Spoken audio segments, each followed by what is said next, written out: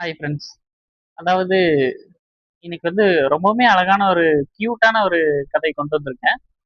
என்னன்னா, ஒரு காட்டுல ஒரு சிங்கம் இருந்துச்சு.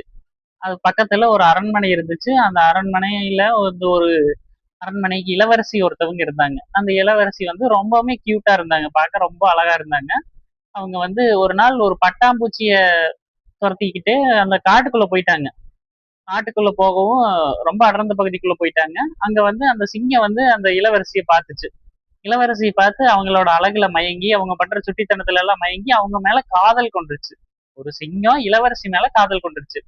அதுக்கப்புறம் அந்த சிங்கம் அரண்மனைக்கு வருது. ராஜா கிட்ட ராஜா ராஜா நான் உங்க மகளை ரொம்ப லவ் பண்றேன். நீங்க அவங்களை எனக்கு கல்யாணம் பண்ணி வைங்க அப்படின்னு சொல்லி ரெக்வெஸ்ட் பண்ணுச்சு. அப்புறம் ராஜா எனக்கு ஒரு நாள் டைம் கொடு அப்படின்னு சொல்லிட்டு அனுப்பிச்சிட்டாரு. டைம் சொல்லி டைம் கேட்டாரா? உட்காந்து யோசிச்சாரு. நைட்டு ஃபுல்லா உட்காந்து யோசிச்சாரு.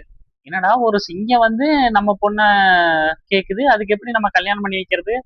கல்யாணம் பண்ணி வைக்கலையே நம்மள அடிச்சு கொன்றுமே அப்படின்னு சொல்லி பயந்தாரு. பிளஸ் யோசிச்சாரு. யோசிக்கும் போது அவருக்கு ஒரு ஐடியா தோணுச்சு. சரி, ஓகே, இப்படி பண்ணலாம் அப்படின்னு சொல்லிட்டு யோசிச்சு முடிவு பண்ணி வச்சிருந்தாரு. அடுத்த நாள் அந்த சிங்கம் வந்துச்சு.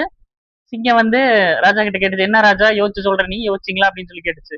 அதுக்கு அந்த ராஜா சொன்னாரு, நான் யோசிச்சப்பா, யோசிச்சுட்டு என் மகள் கிட்டயும் கேட்டேன். அவங்க ரொம்ப பயப்படுறாங்க உங்களை பார்த்து. நீங்க ரொம்ப பயங்கரமா இருக்கீங்க, உங்க பற்கள் எல்லாம் ரொம்ப ஷார்ப்பா இருக்கு, நெகமெல்லாம் ரொம்ப கூர்மையா இருக்குன்னு சொல்லி பயப்படுறாங்க அப்படின்னு சொல்லி சொன்னாங்க.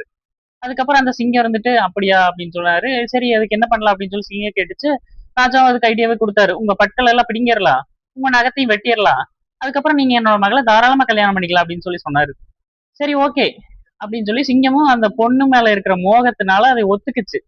ஓகே, நீங்க என்னோட பற்களை பிடிங்கிருங்க, என்னோட நகத்தை வெட்டிருங்க, பட் உங்க மகள் எனக்கு கல்யாணம் பண்ணி கொடுத்துருங்க அப்படின்னு சொல்லிச்சு. ராஜாவும் ஓகேன்னு சொல்லிட்டு ஃபர்ஸ்ட் பற்கள் எல்லாம் பிடுங்க சொன்னாரு. அந்த சிங்கத்தோட பற்கள் எல்லாம் பிடுங்கிட்டாங்க. அடுத்து நகத்தை வெட்ட சொன்னாரு. அந்த நகத்தையும் அரண்மனை ஊழியர்கள் அந்த நகத்தை எல்லாத்தையும் வெட்டி எடுத்துட்டாங்க. இப்ப சிங்கம் ஒரு சாதாரண ஆடு மாதிரி மாறிடுச்சு. அதுக்கு எந்த பவரும் இல்ல. அப்ப பக்கத்துல வச்சிருந்த ஒரு குச்சி எடுத்தாரு ராஜா. ஏண்டா, உனக்கு ஏன் பொண்ணு கேக்குதா அப்படின்னு சொல்லி விரட்டி விரட்டி அடிச்சாரு அந்த சிங்கத்தை.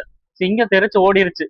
சோ ஃப்ரெண்ட்ஸ், இதன் மூலமா நம்ம தெரிஞ்சுக்கிறது என்னன்னா, அளவுக்கு அதிகமா ஆசைப்படக்கூடாது அப்படிங்கறத தெரிஞ்சுக்கணும் ஃப்ரெண்ட்ஸ். நம்மளுக்கு எது எட்டுமோ அந்த அளவுக்கு ஆசைப்பட்டு அதை நிறைவேற்றி போய்க்கணும் அப்படிங்கறத ஃப்ரெண்ட்ஸ். ஓகே ஃப்ரெண்ட்ஸ், தேங்க்யூ, பாய்.